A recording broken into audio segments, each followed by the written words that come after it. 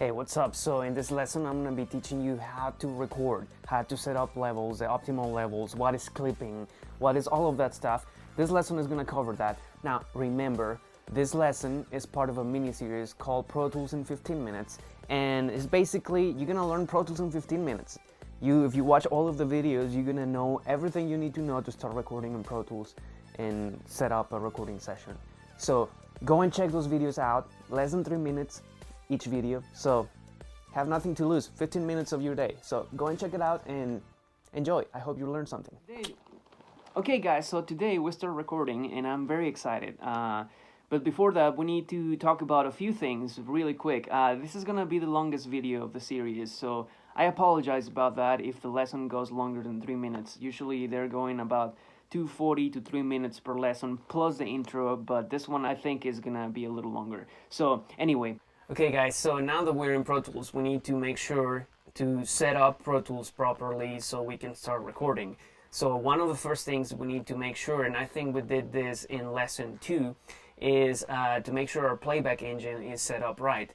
Our playback engine is basically another fancy word for an audio interface, and it's basically you're telling Pro Tools in this window, hey Pro Tools, this is the audio interface I'm using and this is what I want you to look at. So in the playback engine menu, we need to make sure our audio interface is selected, and then in the settings section we have the buffer size, and I don't want to get too much into detail about this, but just keep in mind that the lower your buffer size, the better it is for recording, the less latency you're gonna have. Latency is basically the delay between you playing a note and the time that it takes for you to listen back to it. So if you're mixing, I will recommend you to use a higher buffer size. But anyway, now that we have all our settings selected, in your case Pro Tools is going to restart, and once you are back into it, now we need to make sure our iOS settings are set up. So do you remember in lesson 1 that we were talking about it? Well, this is where we're going to set up everything.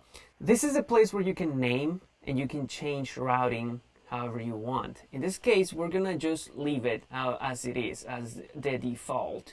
But if in case in the future you want to change the name of your inputs, you know, your interface inputs, and you want to call them specific things, you just select there. So in this case, I call my first 2 channels channel 1 and channel 2. So now that we're done with that, we come to our tracks, and in our tracks we have to tell our tracks what channels they need to see to start recording audio.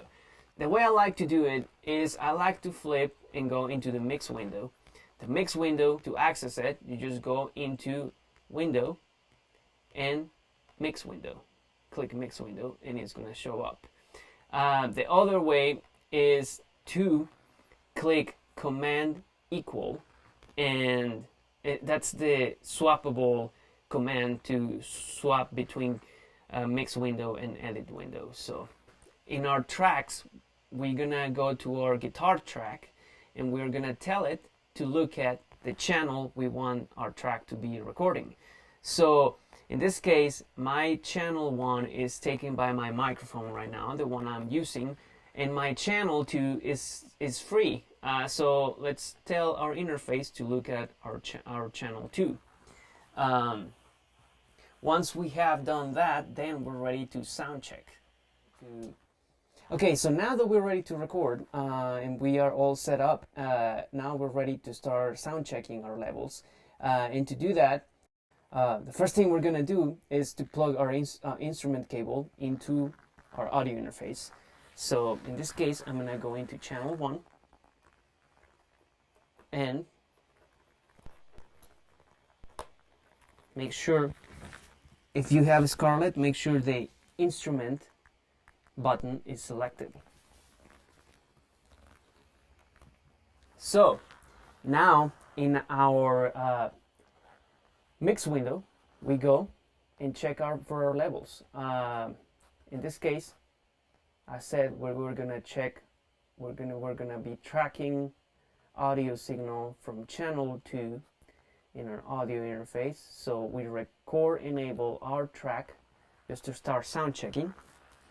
And we go into our gain knob in the audio interface, and we start like cranking this until we start getting signal.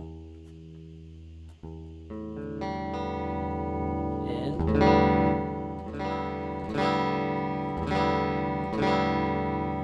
now we have an optimal level of signal.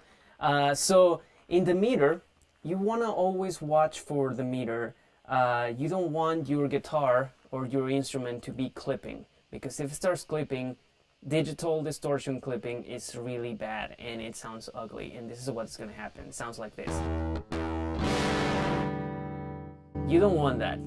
You want to be able to work with a clean sound. So you want your bar levels to stay around 5, somewhere in there, just hitting the green, and we're ready to record. So let's do it.